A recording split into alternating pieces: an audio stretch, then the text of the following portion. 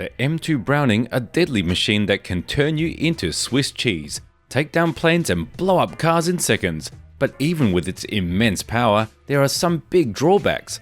Why did soldiers sometimes hate the M2? How did it come to be? And could it compete with the genius creations of Soviet weapon designers? Find out in this video. Don't forget to like and enjoy the ride.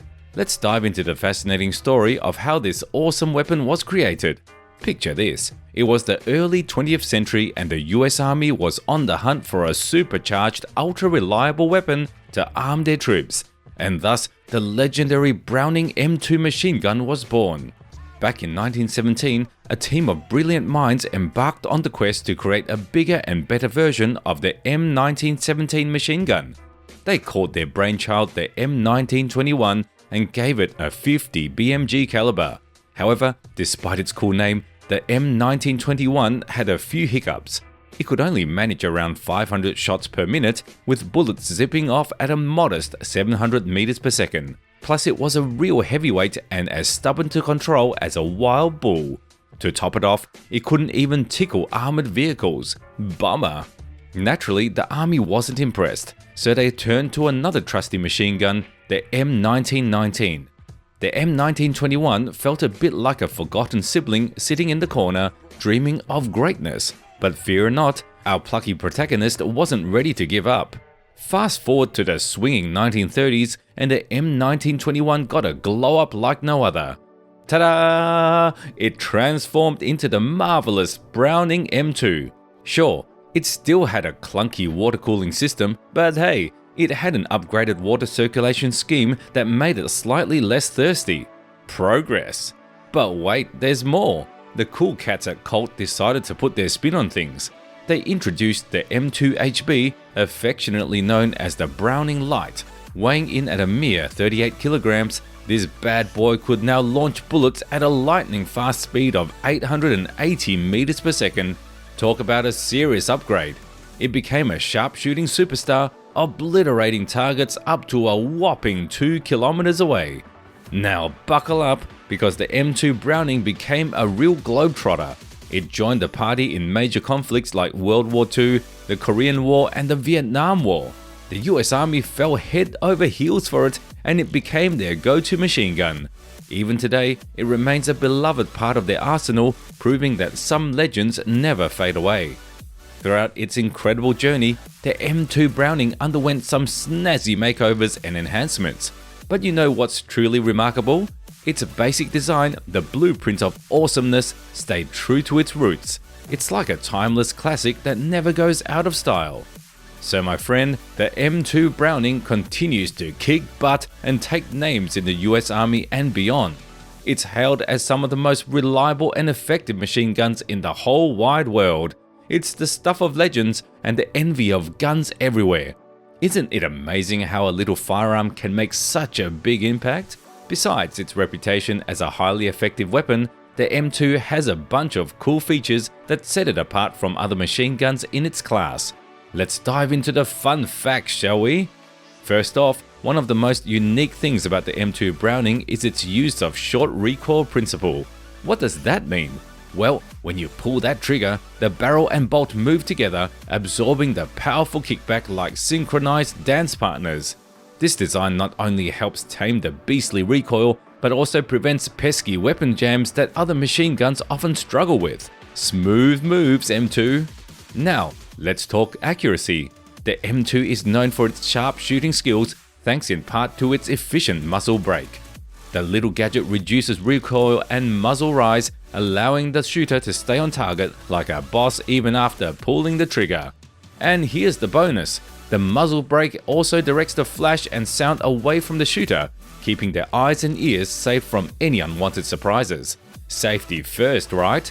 And let's not forget the M2 Browning's raw power.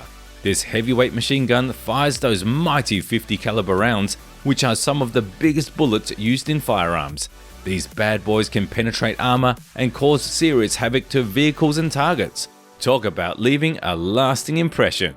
So there you have it, folks. The M2 Browning is not just a regular old machine gun, it's got moves like Jagger with its short recoil action, hits bullseyes with its accurate aim, and packs a punch that will make any target tremble.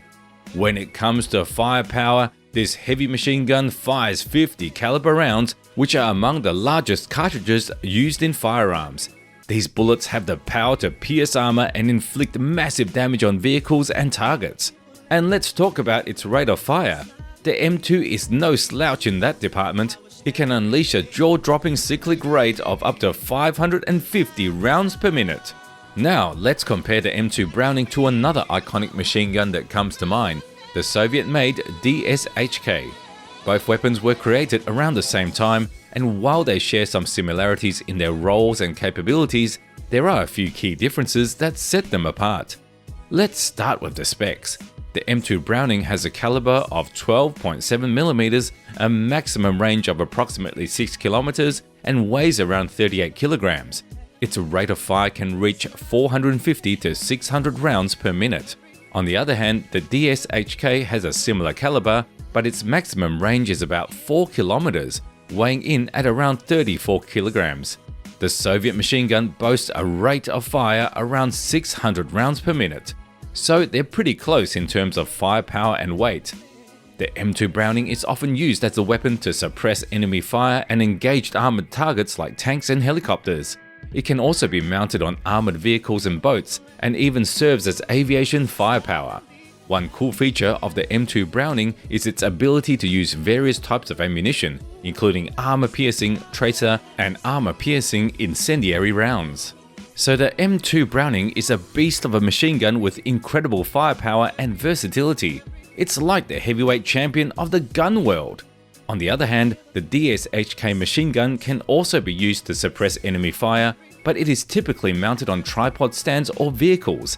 It is used to engage lightly armored targets such as trucks, cars, and light tanks, as well as to engage infantry. It usually uses armor-piercing and tracer rounds. And despite the apparent similarities between the two machine guns, the M2 Browning feels more versatile in its applications compared to the Soviet DP-27.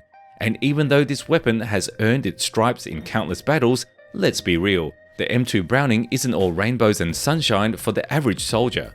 Yeah, it's a mighty beast, but it comes with its fair share of quirks. Picture this, a whopping 40 kg of metal and firepower.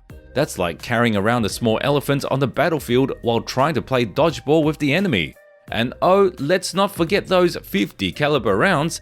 They weigh about 40 grams each, chunky little devils. With the M2 firing off rounds like there's no tomorrow, you better pack an extra 15 to 20 kilograms of ammo just to keep the party going and keep those pesky enemies at bay. Can you imagine the soldiers hauling around this heavy contraption, sweat dripping down their foreheads? It's no walk in the park, my friend. And here's the kicker. The high rate of fire isn't always a walk in the park either. This machine gun packs a punch with its powerful rounds, but that means it heats up faster than a toaster at full blast. Go trigger happy for too long and you might end up with a melted mess or shooting like a stormtrooper with accuracy issues.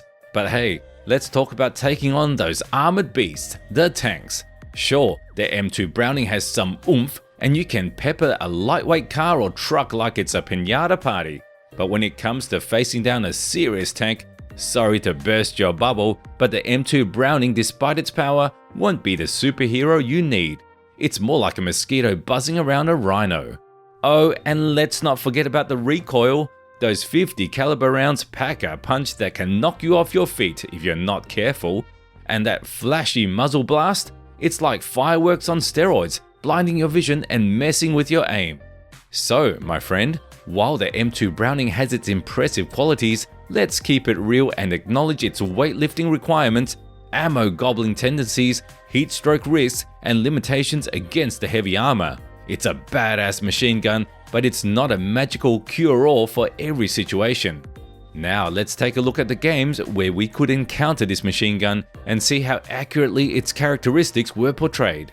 In reality, the M2 Browning has appeared in a vast number of games, but since it's usually mounted on vehicles, many players may have simply overlooked it.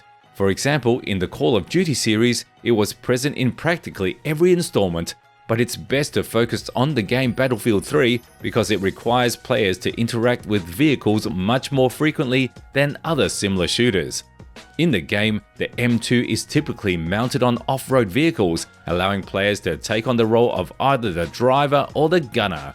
This machine gun shoots the same 50 caliber rounds as in real life. However, the rate of fire in the game is fixed at 450 rounds per minute, while in reality, it usually fluctuates around 450 and 600 rounds per minute, depending on factors like barrel fouling, heat, and other variables.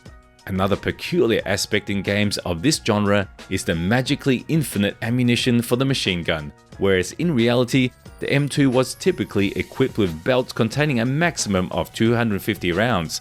So naturally, in the game, as is often the case, developers had to exaggerate certain aspects of the weapon. However, overall, the machine gun in the game looks and functions almost exactly like it does in real life. So there you have it, the M2 Browning has made its mark in the gaming world, with appearances in numerous titles. While there may be some creative liberties taken with its capabilities, it still captures the essence of this mighty machine gun.